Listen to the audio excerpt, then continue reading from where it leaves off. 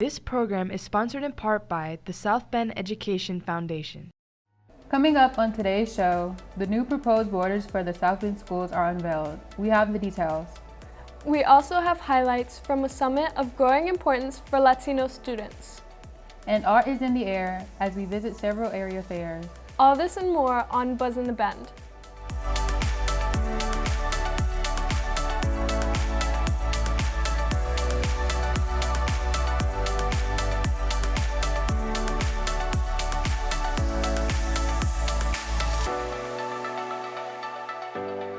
Hello and welcome to Buzz in the Bend, Indiana's #1 student news magazine. I'm Maya Mason from John Adams High School. And I'm Lydia Thurston from Riley High School. Here's what's making the headlines. There's a new plan for high school attendance boundaries and transportation eligibility once Clay High School closes at the end of this school year. The South Bend Community School Corporation Board unveiled the plan on Monday. While the 4 magnet programs will stay the same, each of the new proposed areas will consist of 3 elementary schools that feed into 1 middle school and 1 K-8 regional choice. The boundaries will allow students to stay with their same peer groups as they move from school to school, thereby increasing each school's stability. The biggest change is that starting in the 2024 to 2025 school year, students who live outside their assigned attendance area will no longer receive transportation. The changes are only proposals at this point. Those wishing to voice opinions through an online survey at surveymonkey.com. Surveys are due by October 5th. For the second time, South Bend recently played host to the Indiana Latino Education Summit. SBS-TV reporter Melissa Quintana and videographer Jamal Dukes give us the inside look. As a senior, I decided to attend the Latino Summit to explore my college opportunities. When I arrived at the Century Center, I joined hundreds of other students from all over northern Indiana.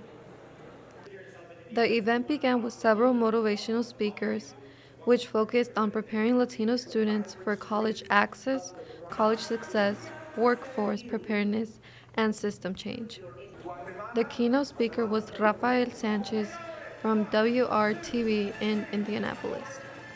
So today's about dreams, the dreams of the people in that room, and how they, along their journey, can achieve those dreams. One of the things that stuck out to me is that the speakers and I are all first generations in our families to go to college, which means we don't get a lot of help from our parents. Those of you that are working hard right now, you can cash in those grades. This is the time. This is the time. Grades, activities, social services, philanthropic works, everything you do is work, has a value. After the motivational speakers, there were workshops on financial aid, the college application process, and a college and career fair.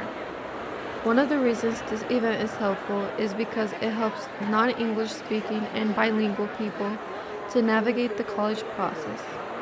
Over the past decade, more than 16,000 students have been served by the Institute. For Buzz in the Bend, I'm Melissa Quintana. 12 students and 2 teachers from Germany are visiting Riley for a few weeks as part of the GAP exchange program. We sat down with them to see what they think of the experience. They get to come here and then we get to go there for 3 weeks, and just the whole German experience just sounded really fun. And so far it's been pretty great. I mean, we've only had them for like 5 days and we've just been taking them everywhere, and we get out of class and go do things, and it's just been fun. Since I was a little child, I would love to go to America because I saw the movies, and I thought it would be really fun to see other cultures. My dad were in America for a year when he was younger, and he just told me that he really enjoyed that experience, and I want to do it too. Yeah. You can like pick someone with like your interests. So me and her had interests, so we got put together. And we're like sisters now. Yeah, we're like really close. Yeah. We know a lot of America. We had like America as a theme in English class in Germany, so we already knew a lot about it, but it's just fun to see how it really is. I think school is very hard here because you have always the same subjects every day. Like, I've been in Target one time, and it's huge. Like, we don't have it in Germany. We just have like pretty small grocery stores, so like that was pretty cool, yeah. You know, some of the things is we're visiting one of like the big cities. We'll be in Dusseldorf. Maybe Cologne. Cologne, yeah. We're going to a huge cathedral down there, I know. I'm really excited. All the old buildings, there's like castles and stuff, so we get to like tour the castles, and that's really cool because we don't have any castles in America. And then the food, I heard the bread is so good, and they just make it every single day, and everything's just a lot fresher over there. So she plays soccer, and my family is like very interested in soccer. So I want to show her the German soccer stadiums because it's like America or USA is the football land, and ours is the soccer land. So everyone is playing soccer, and everyone loves soccer. So I want to show her my point of view from soccer at the stadiums there. I think a couple of us are going to the German versus, like we're going to see their country team to play. Yeah. So yeah. So the best German players. And the people here are very nice and interested in the German culture and ask a lot of questions. I love my host family. They're so friendly and everything. And when I speak German sometimes, I'm just speaking German sometimes because I don't know what to say. And then they're like, what are you doing? And I'm like, oh, that was German. And then they're just laughing and I'm laughing. So it's so good. Yeah, I love it. And yeah. Would you recommend this to other people? Definitely. Your friends? Yes.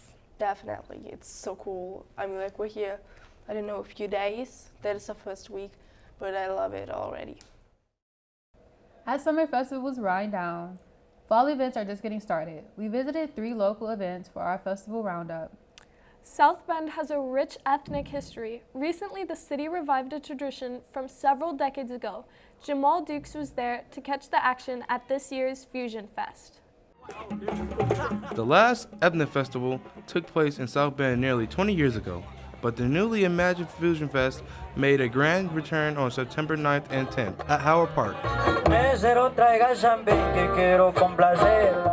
The 2-day event divided the park and nearby streets into different global regions, featuring food vendors, live music, demonstrations, and artists representing a variety of cultures. I like to see everybody bring their own culture, you know what I'm saying, bring their own aspects of their own life, you know what I'm saying, and what they grew up in, you know, what they bring to the crowd. They had people, they had like a bunch of African culture over there, man. I ate some fufu for the first time, boy, that fufu bust on my mom. The roots of this event trace back to 1974 when South Bend held the first ethnic festival. Over the years, it evolved and was later renamed Summer in the City.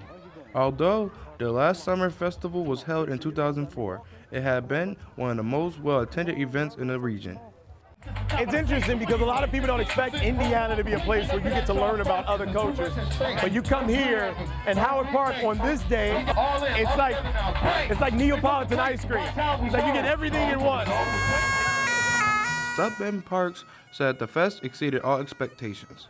It attracted thousands of people who came together to celebrate the rich tapestry of cultures that called Michiana home. For Buzz in the Bend, I'm Jamal Dukes. Meanwhile, in Michigan, last Saturday, the Edwardsburg Art Fair permanently joined the Edwardsburg Chamber of Commerce Fall Festival, which was held at the M62 fire station. U93's Big Pern was there to provide some tunes for the festival, which featured plenty of food and family fun while showcasing local businesses and community organizations. But to Art Fair organizer Dennis Anderson, what truly made this event stand out was the incredible talent of the local artists and artisans. A lot of these people do a lot of shows, but locally, the fact that they're out here in Edwardsburg, it's a huge thing for us. Sharing art with the community is just part of what makes this event special. The artists also get to spend time with one another. I think to meet people who are doing sort of the same thing that you, well, not the same thing, the similar thing that you are, making art and having that creative mind.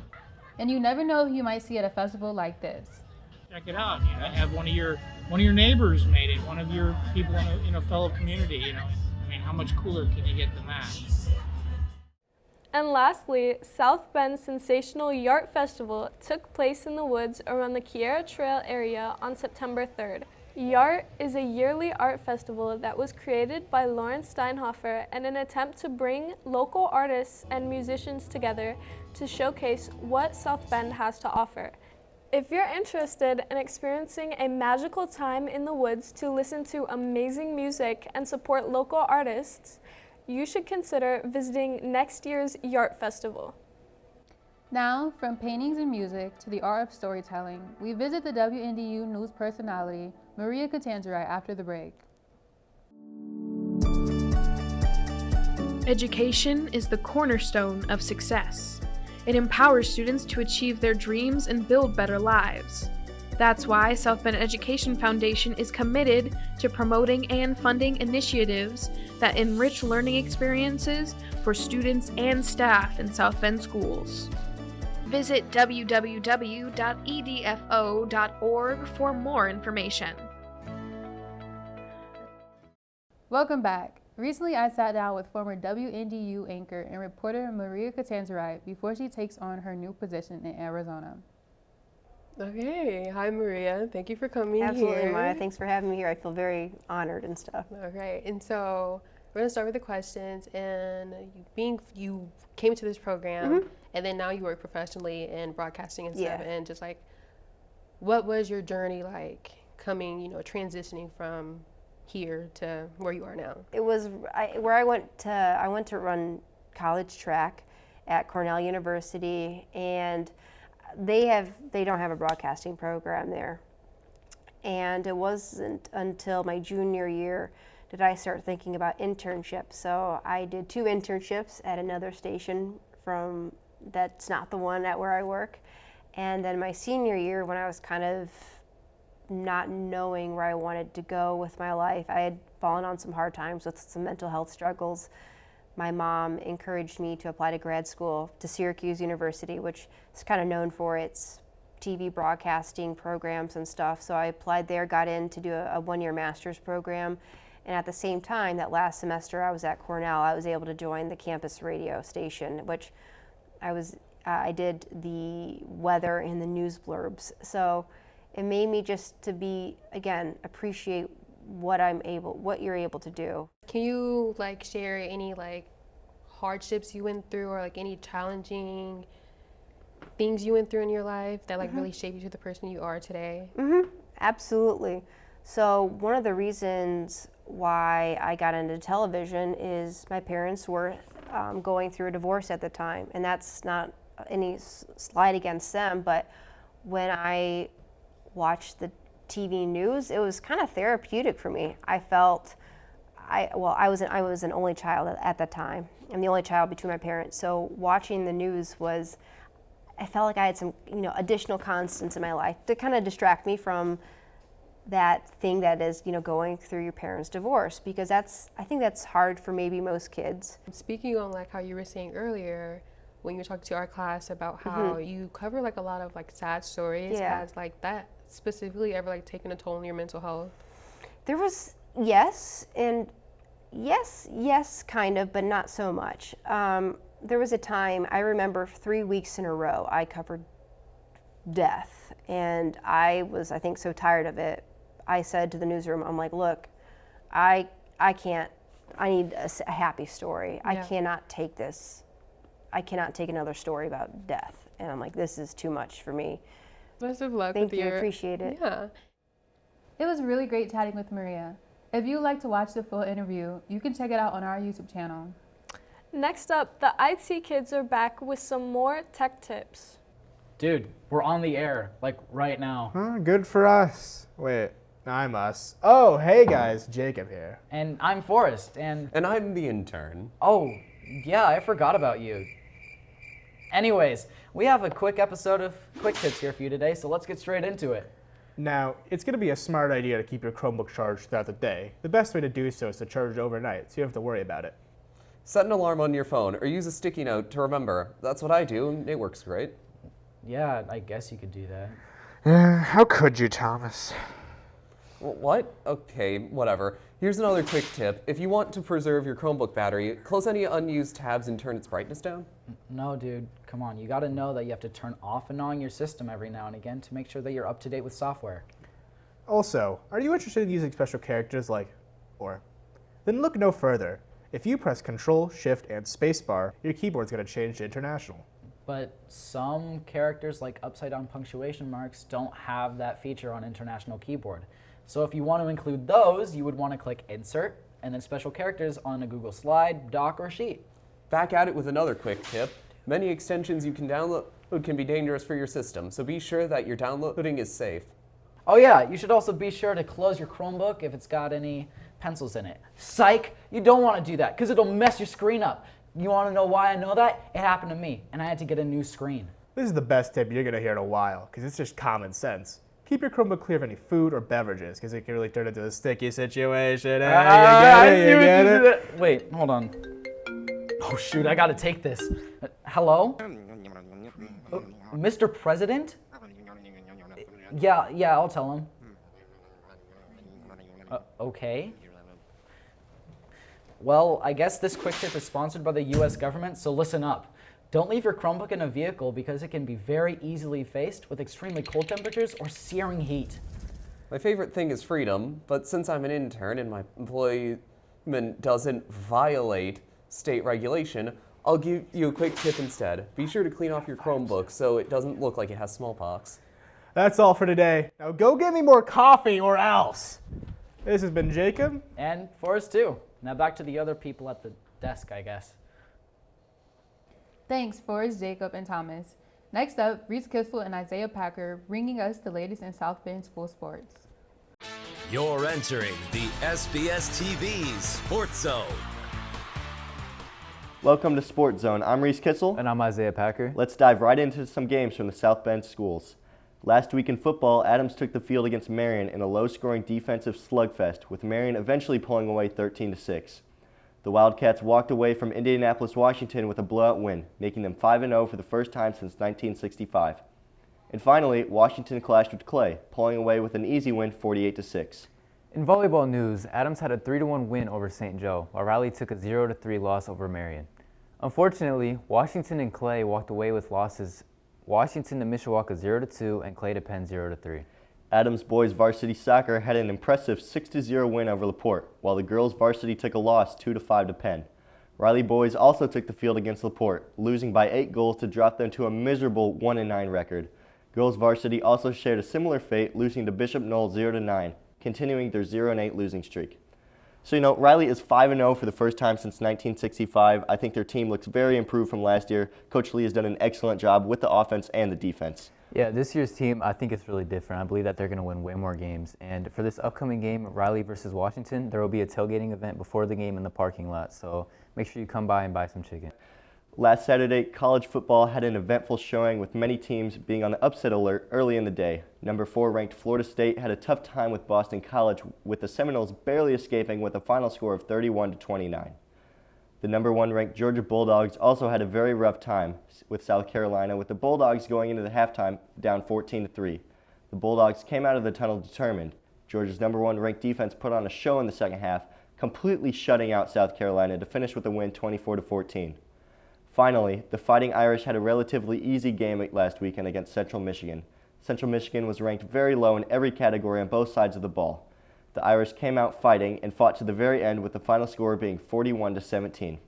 Me and Isaiah were actually able to go to this Notre Dame game. We had a great time. Isaiah, what do you think about the game? It was a great experience. First of all, throughout the first 3 quarters, I felt like Central Michigan could have made a push to win the game. It was a great game up until the 4th quarter when they eventually pulled away.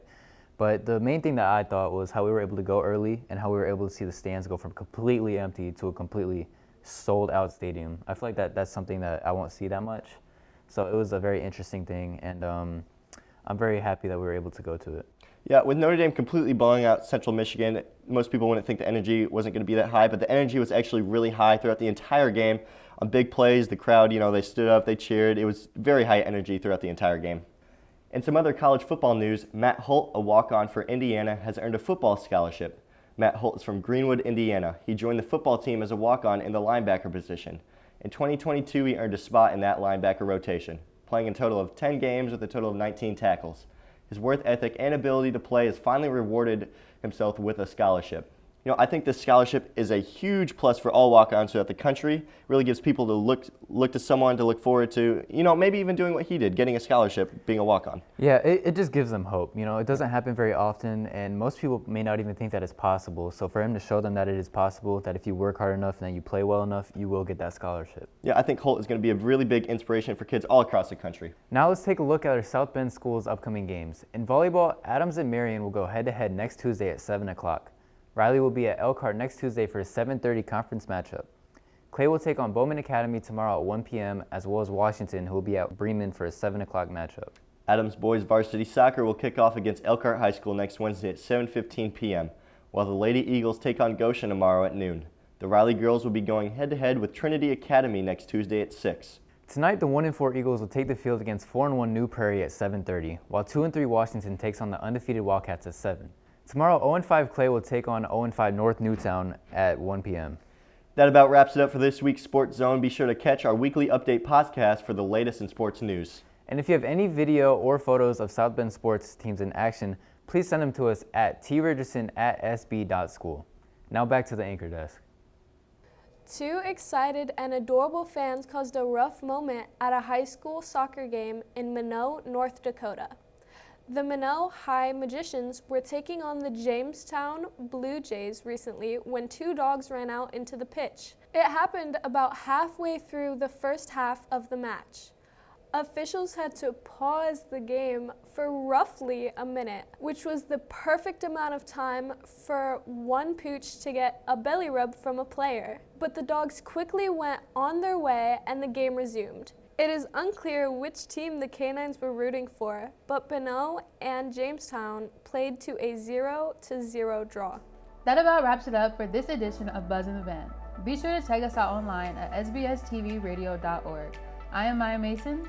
And I'm Lydia Thurston. Have a great weekend, everyone.